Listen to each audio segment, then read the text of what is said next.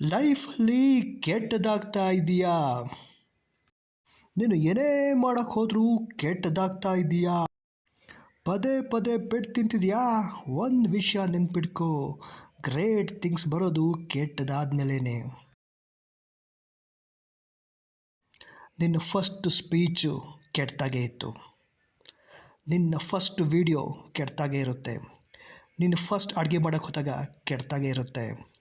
ನೀನು ಫಸ್ಟ್ ಏನೇ ಮಾಡೋಕ್ಕೆ ಹೋದಾಗ ಅದು ಕೆಟ್ಟದಾಗಿ ಶುರುವಾಗಿರುತ್ತೆ. ಆದರೆ ನೀನು ಕಷ್ಟಪಟ್ಟು 100ನೇ ದಿನಕ್ಕೆ ಹೋದಾಗ ನೀನು ಗ್ರೇಟ್ ಆಗಿರ್ತೀಯ.